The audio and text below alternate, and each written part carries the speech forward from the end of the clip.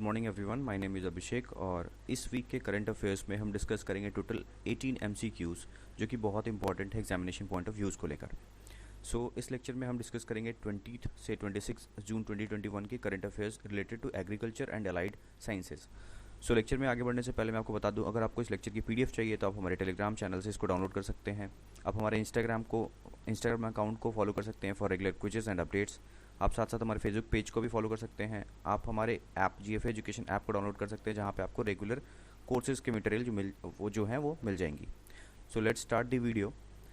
आगे बढ़ने से पहले मैं आपको बता दूं कि इस लेक्चर सीरीज में हम क्या डिस्कस करते हैं। Comprehensive current affairs of agriculture and allied sciences, specially on cropping patterns, irrigation, storage, transport and marketing of agriculture produce, farm subsidies, MSPs, public distribution system, food security, food processing and land reforms के बारे में। बढ़ते हैं lecture में आगे और चलते हैं अपने फर्स्ट क्वेश्चन की तरफ। जो हमारा फर्स्ट क्वेश्चन है, the centre has allocated how much amount to Uttar Pradesh under Jal Jeevan mission. The options are ₹15,632 crore, option 2 is ₹12,506 crore, option C is ₹1345 crore and option D is 10,870 crore. The correct answer is, आप इस video को यहाँ पे pause करके इसका correct आप जो option है वो टिक लगा सकते हैं, आप इसको अटेम्प्ट कर सकते हैं। जो करेक्ट आंसर है वो है option number D, 10,870 crore. The centre has allocated ₹10,870 crore to Uttar Pradesh under the Jal Jeevan mission for 21-22 with a vision to provide clean tap water to every household. अगर हम बात करें कि उत्तर प्रदेश को इससे पहले जो एलोकेशन हुआ था, ठीक है, वो अमाउंट बहुत कम था। इस बार जो एलोकेशन है वो 4 times मोर है, 4 times मोर एलोकेशन किया गया है, ठीक है, उत्तर प्रदेश के लिए। अगर हम बात करें जल जीवन मिशन के बारे में, तो इसका जो मेन एम है वो है कि tap water connection to all the rural households, ठीक है। इसको स्टार्ट किया गया था मिनिस्ट्री ऑफ जल शक्ति इन 2019 में, ठीक है। बेसिकली ये कवर करता है वाटर कंजर्वेशन एंड सिक्योरिटी को लेके, ठीक है। अभी जो एलोकेशंस हैं रूरल हाउस होल्ड्स के लिए, मतलब कंप्लीट हाउस होल्ड्स के लिए उत्तर प्रदेश में, ठीक है, वो टोटल किया गया है 10,870 crore, जिसका जो टोटल ये जो अमाउंट है वो दिया गया है, इस एम को हमें कंप्लीट करना है 2024 तक, ठीक है। अगर हम यूपी का अगर कुछ डेमोग्राफिक डिटेल अगर हम देखें तो यूपी में टोटल 97,000 विलेजेस हैं, जिनमें 2.63 करोड़ जो है वो हाउस होल्ड्स हैं, ठीक है। जिनमें से अगर हम बात करें फ़िलहाल इन द सेंस जब ये चीज़ें जब ये जो मिशन स्टार्ट नहीं हुआ था, तो 1.96% of the total house hold के ही घर में सिर्फ जो टैप वाटर है वो टैप वाटर का कनेक्शन था। तो इसके आने के बाद से चीज़ें जो हैं, अभी जो परसेंटेज है वो 9.5% हो गया है। आई होप आपको फर्स्ट क्वेश्चन जो है वो क्लियर हो गया होगा। Moving to the next question, the world wind day is celebrated on which day? World wind day, option A is 12 June, option B is 13 June, option C is 14 June and option D is 15 June। Video को आप pause करके यहाँ पे आप इसका answer कर सकते हो, ठीक है। जो इसका करेक्ट आंसर है वो है 15th June। The world wind day is celebrated on 15 June each year with the great Joy and excitement all over the world, ठीक है। बेसिकली जो ऑप्शन नंबर जो डी जो हम सही कह रहे हैं 15 जून, बेसिकली इसको हम क्यों मनाते हैं? To spread the awareness about wind, its power and energy systems, ठीक है। इसको स्टार्ट किया गया था, यानी इसको सबसे पहले जो मनाया गया था वो 2007 में मनाया गया था, ठीक है, जिसका नाम था पहले विंड डे, ठीक है। उसके बाद यूरोपियन विंड एनर्जी एसोसिएशन ने मिलकर ग्लोबल विंड एनर्जी काउंसिल के साथ इसको 2009 में इसका जो नाम कर दिया वर्ल्ड विंड डे या फिर ग्लोबल विंड डे के नाम से इसको जाना जाता है। I hope the second question is clear to everyone. Moving to the third question, India aims to restore how much degraded land by 2030 as per the PM Narendra Modi? Option A is 14 million hectares, option B is 26 million hectares, option C is 17 million hectares and option D is 20 million hectares. You can pause and attempt this question. I am answering the correct answer. The correct answer of this question is 26 million hectares. The correct answer is option B. The India is on track to achieve its 26 million hectare national commitment of land degradation neutrality, said Prime Minister Narendra Modi while delivering the keynote address at UN high-level dialogue on desertification, land degradation and drought. मैं इसके बारे में बस जो बताना चाह रहा था कि जो टोटल लैंड जो रिकवर करने की बात हो रही है 2030 तक, वो है टोटल डिग्रेडेड लैंड का 26 मिलियन हेक्टेयर्स। आई होप आपको ये चीज़ें समझ में आ गई होंगी. So moving to the fourth question. So the fourth question is the Union Cabinet has approved the implementation of Deep Ocean Mission proposed by which ministry? जो डीप ओशन मिशन है आपने इसके बारे में सुना होगा, जो मिनिस्ट्री ऑफ अर्थ साइंस के अंदर आता है. ठीक है, जो इसका जो करेक्ट आंसर है वो क्या है? Ministry of earth science. ठीक है, जो डीप ओशन मिशन है इसको 2019 में स्टार्ट किया गया था, इंडिया ने स्टार्ट किया था to undertake the deep ocean exploration in India's exclusive economic zone. आप जानते हैं जो इंडिया का जो लैंड बाउंड्री है उसके अराउंड वाटर बॉडीज़ के कुछ एरियाज़ को हम क्या कहते हैं? ठीक है, इसको हम क्या कहते हैं? India's exclusive economic zone. ठीक है, तो इसके लिए जो लास्ट ईयर का जो एनुअल बजट था वो कितना था? 8,000 करोड़. ठीक है, तो जो इसका करेक्ट आंसर है किस मिनिस्ट्री के अंदर इसको किया गया है, अप्रूव किया गया है implementation of deep ocean mission? So the correct answer is ministry of earth sciences. So moving to the next question, question number 5. 1 minute. हाँ, so the union minister chaired by prime minister Shri Narendra Modi has approved the implementation of the Deep Ocean Mission proposed by the Ministry of Earth Sciences. ठीक है, so moving to question number 5. Question number 5 is India is working towards restoring 2.6 crore hectare. ठीक है, यानी अभी जो हमने बात किया था बैक क्वेश्चन नंबर 3 में, 2.6 crore hectare of degraded land by which of the following years? So this is very correct. आपने अभी ही जस्ट क्वेश्चन नंबर 3 में इसको देखा है. So the correct answer is option number C, 2030, यानी 2030 तक जो 2.6 करोड़ ऑफ जो डिग्रेडेड लैंड है उसको रिकवर करने के लिए, रिस्टोर करने के लिए नरेंद्र मोदी जो प्राइम मिनिस्टर हैं उन्होंने अनाउंसमेंट किया है. So moving to the sixth question, this was easy, so explanation is very rare. India is on track to achieve its national commitment on land degradation neutrality and that it's working to restore 26 million hectare of the degraded land by 2030. So the correct answer is option number C, 2030. So moving to the question number 6. The question number 6 is which Indian state produces GI certified Jardalu mangoes which were exported to the UK? It is very important question from agriculture point of view. So GI tag जो है आपको पता है geographical indication दिया जाता है different products को. ठीक है, तो अगर बात करें तो ये जो जर्दालू मैंगोज़ हैं उनको 2018 में, ठीक है, इसको जोग्राफिकल इंडिकेशन मिला था यानी GI टैग मिला था. It is from option number 2 Bihar. ठीक है, सो जी करेक्ट आंसर है इसका वो है ऑप्शन नंबर 2 बिहार.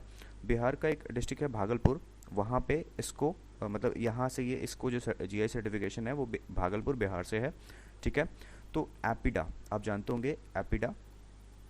एपिडा ने in collaboration with Bihar government, Indian high commission and invest India, इन तीनों ने मिल के इसको एक्सपोर्ट किया टू UK. ठीक है, लेकिन बिफोर एक्सपोर्ट इसको एपिडा ने अपने पैक हाउस लखनऊ ले गए थे और वहाँ से इसको एक्सपोर्ट किया गया. सो लास्ट वीक की वीडियो मैंने आपको ये भी बताया था कि बरहेन में लास्ट वीक एक वीक का Indian mango promotion program start हुआ था. ठीक है, जहाँ पे हमारे इंडिया से 16 मैंगोज़ गई थी, जिनमें से 3 जियोग्राफिकल इंडिकेशन मैंगोज़ वाली थी, including this Jardalu mango. So I hope आपको ये क्वेश्चन नंबर 6 भी समझ में आ गया होगा.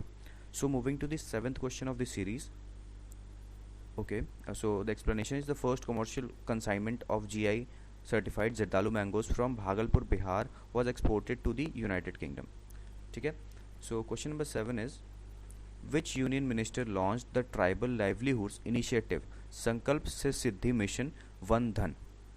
ठीक है, मिशन वन धन के बारे में किसने मतलब इस चीज़ को किस यूनियन मिनिस्टर ने लॉन्च किया?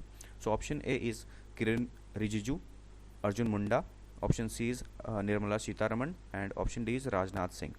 सो इसका जो करेक्ट आंसर है वो है option number B, Arjun Munda. The Minister of Tribal Affairs, Arjun Munda, has launched the Tribal Livelihood Initiative संकल्प से सिद्धि मिशन वन धन.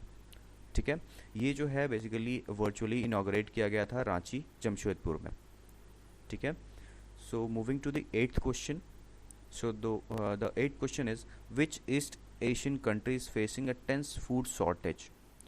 ठीक है, तो आपने इसके बारे में लेटेस्ट न्यूज़ में सुना होगा कि पहले ऑप्शन देख लेते हैं. जो इसका ऑप्शन है वो है North Korea, option B is Mongolia, option C is Taiwan and option D is South Korea. So जो इसका करेक्ट आंसर है वो है नॉर्थ कोरिया. नॉर्थ कोरिया में फूड शॉर्टेज आया है. वहाँ के जो लीडर हैं North Korean leader Kim Jong Un, उन्होंने इशू किया है rare warning about a tense food situation brought about by. इसका रीज़न क्या दिया गया है? Extensive flooding. ठीक है, corona virus pandemic and the international sanctions. So आप जैसे जानते हैं कि किंग जोंग उन जो है वहाँ पे कहा जाता है कि वहाँ के वो तानाशाह हैं, ठीक है। तो इसके ऊपर वहाँ पे क्या है कि एक तो रीज़न है वहाँ पे एक्सटेंसिव फ्लडिंग, ठीक है, और साथ साथ हम देख रहे हैं लास्ट 2 ईयर से कोरोना वायरस पैंडमिक जो है, जिसकी वजह से यहाँ पे प्रोडक्शन, इवन हर देश का जो प्रोडक्शन है वो डाउन हुआ है। और साथ साथ इस नॉर्थ कोरिया पे इंटरनेशनल सैंक्शंस भी हैं। यूएन ने इंटरनेशनल सैंक्शंस लगाया नॉर्थ कोरिया के ऊपर क्योंकि उन्होंने न्यूक्लियर टेस्ट किया था बहुत ही रेगुलर 2006 में, 2009 में, 2013, 16 एंड 17 में, ठीक है। तो इनिशियली जो इन पे इंटरनेशनल सैंक्शंस लगे थे, यानी बैन लगे थे, वो लगे थे वेपन्स एंड गुड्स के ट्रेड पे। बाद में इसको लग्जरी गुड्स पे, financial assets, banking, travel and trade पे भी लगा दिया गया। सो जिसकी वजह से नॉर्थ कोरिया जो है वो अपने फूड को इम्पोर्ट नहीं करा पाता है, ठीक है, मतलब बाहर से किसी देश से फूड को इम्पोर्ट नहीं करा पाता है। इसी वजह से आज इस देश में फूड की क्या है, स्कैरसिटी हो गई है। सो आई होप आपको ये क्वेश्चन समझ में आ गया हो, question number 8। So moving to the question number 9, which ministry has release the desertification land degradation atlas of India. ये मैंने लास्ट वीक भी डाला था, ठीक है। इसरो ने इसको लॉन्च किया था, ठीक है, रिलीज़ किया मतलब रिलीज़ किया था। सो वो किस मिनिस्ट्री के अंडर रिलीज़ किया था? Option number A is ministry of road transport and highways, option B is ministry of earth sciences, option C is ministry of state for environment, forest and climate change, and option D is none of these. So जो इसका correct answer है वो है option number, आप देख लीजिए, जो option number सी है, ministry of state of environment and forest and climate change, इसके अंडर इसको क्या किया गया था, रिलीज़ किया गया था। तो ministry of state for environment, forest and climate change release the diversification, desertification and land degradation atlas of India. So अगर इसके बारे में बात करें तो बस यही है कि ये मैंने लास्ट लेक्चर में ही इसको डिस्कस कर दिया था, सो इसके ऊपर ज़्यादा डिटेल नहीं जाते हैं, ठीक है। So question number 10 is which country has hosted 2 days summit on green hydrogen initiative? So option A is India, option B is Russia, option C is Brazil and option D is China. So आप इस video को यहाँ पे pause करके इसको answer कर सकते हो। जो इसका करेक्ट आंसर है वो है इंडिया, ठीक है। India is going to host 2 days summit on green hydrogen initiative involving BRICS nation. So basically मैं बताऊँ तो इसको 22 एंड 23 जून को ही कराया गया, यानी ट्यूसडे एंड वेडनेसडे, अभी जो लास्ट ट्यूसडे एंड वेडनेसडे जो बीता है, ठीक है, उस दिन ही इसको कराया गया था, ठीक है।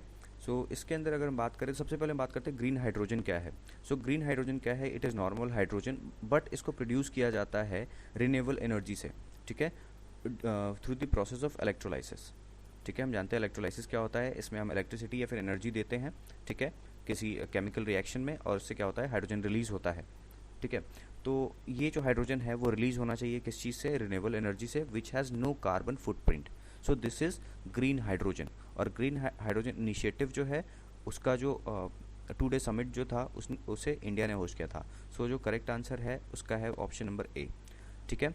तो इसका जो मेन ऑब्जेक्टिव है to decarbonise entire energy system, ठीक है। अगर हम बात करें कि हम जानते हैं सारी कंट्रीज़ आज काम कर रही हैं डिकार्बोनाइजेशन पे, यानी कार्बन के लेवल को डिक्रीज़ करने के लिए, तो उसमें एक हाइड्रोजन को बहुत ही एक इम्पॉर्टेंट रोल देखा जा रहा है हाइड्रोजन को, कि hydrogen can act as a renewable resource across the world for energy.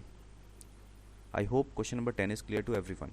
So moving to the question number 11, the national green tribunal has set up a committee for rejuvenation of which rivers? rejuvenation मतलब हम कह सकते हैं rebirth, ठीक है। So option number A is Indus, option B is Tapi, option C is Varuna and Assi, ठीक है, आपने अस्सी घाट के बारे में सुना होगा, ठीक है, and option D is Godavari. So जो इसका करेक्ट आंसर है वो है option number C, Varuna and Assi. So ये सबसे पहले हम बात करते हैं कि what is green tribunal, national green tribunal क्या है। तो नेशनल ग्रीन ट्राइब्यूनल जो है वो इस्टेब्लिश किया गया था 2010 में, ठीक है, 2010 under green tribunal act for effective disposal of cases related to environmental protection, conservation and forest and other natural resources. So अगर इसके बारे में बात करें तो इसका जो करेक्ट आंसर है वो है रिवर वरुणा एंड अस्सी। दे आर दी ट्रिब्यूटरीज, ठीक है, ये क्या है? ट्रिब्यूटरीज हैं रिवर गंगा की, ठीक है, जो मिलती हैं बनारस में या वाराणसी में, ठीक है। तो अगर हम बात करें तो ये जो दो रिवर्स हैं वरुणा एंड अस्सी, जो ट्रिब्यूटरीज हैं, वो due to untreated sewage and unauthorised construction की वजह से उसकी वाटर क्वालिटीज़ जो हैं क्या हो गई हैं, बहुत डिग्रेड हो गई हैं, ठीक है। तो इसको इम्प्रूव करने के लिए, इसको रीबर्थ के लिए, क्योंकि अगर जब ये ट्रिब्यूटरीज हैं, जब ये डिग्रेडेड होंगी तो ऑब्वियस सा बात है कि गंगा रिवर जो है वो भी क्या होगा, डिग्रेड होगा, उसका वाटर क्या होगा, डिग्रेड होगा। सो इन दोनों ट्रिब्यूटरीज के रिजुविनेशन के बारे में बात की जा रही है। So moving to the question number 12th, India has launched a hydrogen task force with which nation? Option A is Russia, option B is US, option C is Japan and option D is France. सो जो उसका correct answer है वो है option number B, US. आप जैसे देख सकते हो, India and the United States jointly launched a hydrogen task force under their strategic clean energy partnership, ठीक है, to boost India's energy security. So अगर हम बात करें रिसेंटली यूएस और इंडिया ने स्ट्रैटेजिक क्लीन एनर्जी पार्टनरशिप की, ठीक है, जिसको हम शॉर्ट फॉर्म में कहते हैं SCEP, ठीक है, इसको जॉइंटली बनाया गया था अप्रैल 2018 में, ठीक है। और इसका जो मेन ऑब्जेक्टिव था, ताकि जो मेन ऑब्जेक्टिव के साथ इसको बनाया गया था, पावर एंड एनर्जी एफिशिएंसी को इंक्रीज़ करने के लिए, ठीक है, और दूसरा ऑयल एंड गैसेस के लिए, रिन्यूएबल एनर्जी के लिए, रिन्यूएबल एनर्जी रिसोर्सेज के लिए एंड सस्टेनेबल ग्रोथ। बेसिकली ये जो नाम ही आप देख रहे हो, हाइड्रोजन टास्क फोर्स के बारे में बात किया जा रहा है, तो ये जो है बेसिकली एनर्जी से रिलेटेड है, एनर्जी सिक्योरिटी से रिलेटेड है। सो ये जो अभी न्यूज़ में इसलिए है क्योंकि इंडिया ने लॉन्च किया है हाइड्रोजन टास्क फोर्स मिलकर यूएस के साथ, ठीक है। ये डिसाइड हुआ वर्चुअल मिनिस्ट्रियल मीटिंग में, ठीक है। सो इसका जो मेन ऑब्जेक्टिव है, it is for achieving the energy sufficiency by producing clean hydrogen, ठीक है। जैसे हमने बात किया था, व्हाट इज़ क्लीन हाइड्रोजन, जिसका कोई भी कार्बन फुटप्रिंट नहीं होता है, कार्बन फुटप्रिंट नहीं बचता है। फुटप्रिंट मतलब हम जब हाइड्रोजन प्रोड्यूस करते हैं तो कोई भी वो कार्बन एज अ रेजिड्यू नहीं छोड़ता है। So moving to the next question, question number 13, which is the only state in India to have all the 3 crocodile species? The options are Andhra Pradesh, option B is West Bengal, option C is Odisha and option D is Karnataka. So अगर हम बात करें which are these 3 species, 3 species कौन कौन सी है, fresh water gharials, option B is muggers, option C options नहीं, ये 3 स्पीसीज हैं basically, fresh water gharials, muggers and salt water crocodiles. ये जो 3 हैं, ये 3 स्पीसीज हैं क्रोकोडाइल्स की। जो अभी जो देखा गया है वो करेक्ट आंसर जो है वो है उड़ीसा, ठीक है, टिकार पाड़ा, ठीक है, टिकार पाड़ा जो है वो एडजॉइनिंग है सतकोशिया, सतकोशिया जॉर्ज सेंचुरी है अलोंग महानदी रिवर, उनमें ये इन तीनों स्पीसीज को देखा गया है in Orissa. So the explanation is Orissa has become the only state to have all the 3 kinds of crocodile species in its Mahanadi rivers, ठीक है। इससे क्वेश्चन क्या बन सकता है, विच सेंचुरी, तो सतकोशिया, ठीक है, मैं स्पेलिंग जो है इसका लिख देता हूँ, सतकोशिया, ठीक है, सतकोशिया सेंचुरी, ठीक है। सो आई होप आपको ये क्वेश्चन समझ में आ गया होगा। Question number 14 is which state has launched agriculture diversification scheme 2021? Option A is Maharashtra, option B is Rajasthan, option C is Gujarat and option D is Madhya Pradesh. So आप इस क्वेश्चन को यहाँ पॉज करो और आप इसको अटैम्प्ट करने की कोशिश करो, क्योंकि ये बहुत ही पहले से चलता आ रहा है एग्रीकल्चर डाइवर्सिफिकेशन स्कीम उस स्टेट में। सो अगर हम बात करें इसके करेक्ट आंसर के बारे में, सो जो इसका करेक्ट आंसर है वो है Gujarat. Gujarat chief minister Vijay Rupani has E launch the agriculture diversification scheme of 2021, ठीक है। अगर स्कीम के बारे में बात करें तो इसका जो मेन ऑब्जेक्टिव या फिर एम था वो था कि making agriculture more sustainable and profitable in tribal areas of the Gujarat, ठीक है। अगर इसके बेनिफिशरीज के बारे में अगर हम बात करें तो 1.26 लाख, ठीक है, इस बार का जो हम डेटा दे रहे हैं 2021 का वो है 1.26 लाख वन बंधु फार्मर्स, ठीक है। वन बंधु फार्मर्स बेसिकली उनको बोलते हैं जो ट्राइबल एरियाज में फार्मर्स हैं, ठीक है। 1.6 लाख वन बंधु फार्मर्स के लिए है across 14 districts of the Gujarat, ठीक है, मतलब tribal districts of the Gujarat. इसके अंदर में मतलब इस स्कीम के अंदर में फर्टिलाइजर एंड सीड असिस्टेंस दिया जाता है, ठीक है। और जो टोटल अमाउंट एलोकेटेड है इस ईयर के लिए, फाइनेंशियल ईयर के लिए, वो है 31 करोड़, ठीक है, जिसके अंडर में 45 kg ऑफ द यूरिया देंगे, 50 kg of the NPK fertiliser दिया जाएगा, ठीक है, and 50 kg of NH4 to SO4 यानी अमोनियम सल्फेट, ठीक है, ये दिया जाएगा।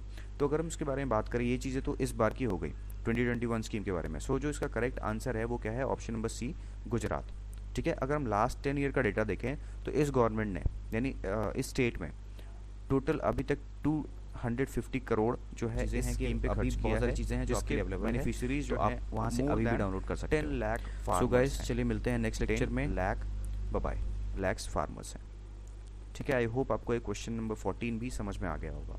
So moving to question number 15. So the question of 15 is the government of India has signed an MOU with which country for cooperation in the field of agriculture and allied sectors. So option A is USA, option B is Japan, option C is Fiji and option D is Bangladesh. ठीक है, so इसका जो correct answer है वो है option number C. Option number C is Fiji. A virtual meeting has been held between Union Minister of Agriculture and Farmers Welfare of Government of India and Narendra Singh of Government of India Narendra Singh Tomar with the Dr. Mahendra Reddy, the Minister of Agriculture, Waterways and Environment, Government of Fiji. So basically अगर हम बात करें इस MOU के बारे में तो इसमें सेवरल चीज़ें, मतलब बहुत सारी चीज़ें हैं, मतलब किस किस सेक्टर में, ठीक है। Agriculture is the broader field. So इनमें एग्रीकल्चर में अगर हम बात करें तो बहुत सारी चीज़ों को देखा गया है, यानी जिनके बारे में डिस्कस किया गया है कि MOU में क्या क्या है. To increase the development in dairy industry, rice industry, root crop diversification के बारे में, वाटर रिसोर्सेज मैनेजमेंट के बारे में, coconut industry development, food processing industry के डेवलपमेंट के बारे में, farm mechanisation, horticulture, animal husbandry, plant disease management के बारे में, यानी बहुत सारी चीज़ों को लेके MOU साइन किया गया है फिजी के साथ में. आई होप आपको ये क्वेश्चन नंबर 15 भी समझ में आ गया होगा. So moving to the question number 16. Which IIT has conducted a study that found aloe vera may be useful in making memory chips. So options are IIT Mumbai, option B is IIT Indore, option C is IIT Delhi and option D is IIT Madras. So इसका explanation ज़्यादा नहीं दूंगा. जो option है वो option number B यानी IIT Indore जो है इसका करेक्ट आंसर है. So IIT Indore has conducted a study that found that the popular succulent plant aloe vera surprisingly has a chemical that can be used to make memory chips and data storage devices. So I hope आपको question number 16 भी समझ में आ गया होगा. So moving to question number 17. IFFCO has signed an agreement to set up a nano urea fertilizer plant in which among the following countries? Option A is Indonesia, option B is Argentina, option C is New Zealand and option D is Switzerland. So जो इसका correct answer है वो है option number B Argentina, ठीक है. The Indian farmers fertiliser cooperative has inform that it will set up a nano urea liquid manufacturing plant in Argentina, ठीक है. अगर हम बात करें तो ये जो देश है वो है साउथ अमेरिका का एक देश है अर्जेंटीना, ठीक है. इसमें दो इंस्टीट्यूट्स ने INAES, ठीक है, एंड कोऑपरेटिव फेडरेशन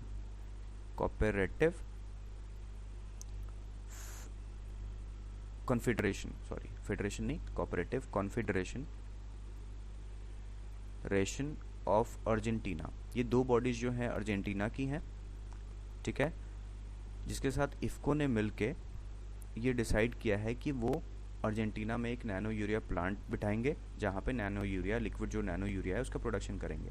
इंक्लूडिंग इसके साथ साथ वो उन्होंने डिस्कस किया कि डिफरेंट जो हमारे एग्रीकल्चर केमिकल्स हैं यानी केमिकल्स रिलेटेड टू एग्रीकल्चर है उनको भी वहाँ पे प्रोड्यूस किया जाएगा. सो मेन जो MOU साइन किया गया है यानी जो साइन एग्रीमेंट है वो नैनो यूरिया फर्टिलाइजर के लिए है और साथ साथ ये भी बात किया गया है कि वहाँ पे डिफरेंट एग्रो केमिकल्स का भी प्रोडक्शन किया जाएगा. So moving to the last question of this video, question number 18. In which state of India the world's first ever genetically modified rubber plant has been planted? Option A is Bihar, option B is Assam, option C is Kerala and option D is Himachal Pradesh. So जो इसका correct answer है वो है option number B Assam. So in Assam the world's first genetically modified rubber plant has been planted by Rubber Board at the Board's farm in the Saruteri in near Guwahati, ठीक है.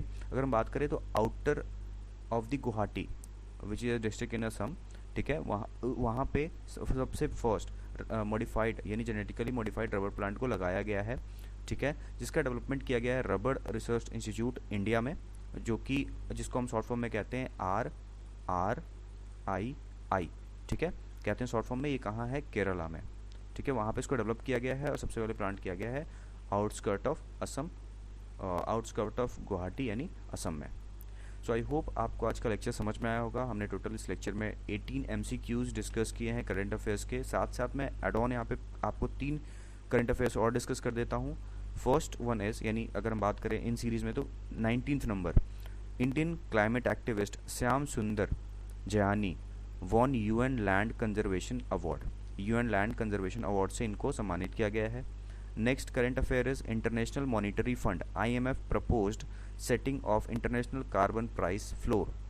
ठीक है, international यानी IMF ने क्या किया है, propose किया है इंटरनेशनल कार्बन प्राइस फ्लोर के लिए। ठीक है, और जो लास्ट है वो है यूनेस्को। ठीक है, यूनेस्को जो है उन्होंने ग्रेट बैरियर रीफ जो कहाँ है, ये ऑस्ट्रेलिया के आउटस्कर्ट में, यानी ऑस्ट्रेलिया के बाउंड्री पे है। ठीक है, ग्रेट बैरियर रीफ जो है उसको लिस्ट किया गया है इंडेंजर की कैटेगरी में। उन्होंने बोला है कि जो ऑस्ट्रेलिया गवर्नमेंट है इसको अच्छे से कंजर्व नहीं कर पा रही है, तो यूनेस्को ने इसको प्रपोज किया है कि इंडेंजर्ड स्पीसीज़ के लिए उसको कर दिया जाए। ठीक है, उसको मतलब ये किया गया है कि हम इसको इंडेंजर्ड स्पीसीज़ में रखेंगे और इसका केयर जो है अब यूनेस्को की तरफ से किया जाएगा एक हेरिटेज मान के। सो आई होप आपको आज का लेक्चर समझ में आ गया होगा। अगर किसी को इस लेक्चर में कुछ प्रॉब्लम है तो हमसे कमेंट सेक्शन में पूछ सकता है, हमारे इंस्टाग्राम चैनल पे आके पूछ सकता है, या फिर आप हमें पर्सनल हमारे व्हाट्सएप नंबर पे भी हमें इन्फॉर्म कर सकते हैं, फिर अपने क्वेरीज को पूछ सकते हैं। So guys, thanks for watching this video. Till then stay tune. आप हमारे इंस्टाग्राम अकाउंट को फॉलो कर सकते हैं गो फॉर एग्रीकल्चर से। साथ साथ अगर आप इस वीडियो को फर्स्ट टाइम देख रहे हो और आप हमारे चैनल पर न्यू हो तो आप हमारे YouTube channel go for agriculture को सब्सक्राइब कर सकते हैं। ठीक है, अगर इस लेक्चर की PPT या फिर PDF चाहिए तो आप हमारे Telegram channel go for agriculture से डाउनलोड कर सकते हैं, जिसका मैंने स्क्रीनशॉट यहाँ पे ऐड ऑन कर दिया है। ठीक है, अगर आपको हमारे चैनल के बारे में मोर डिटेल चाहिए तो आप हमारे वेबसाइट www.goforagriculture.co.in से इसको आप हमारे बारे में और चीज़ें पढ़ सकते हैं। बेसिकली ये वेबसाइट अभी अंडर कंस्ट्रक्शन है, सो हम धीरे धीरे और चीज़ें मटेरियल्स जो हैं इस वेबसाइट के ऊपर डिफरेंट आर्टिकल्स हम पब्लिश कर रहे हैं। सो गाइस, मिलते हैं नेक्स्ट लेक्चर में नेक्स्ट संडे। Bye bye.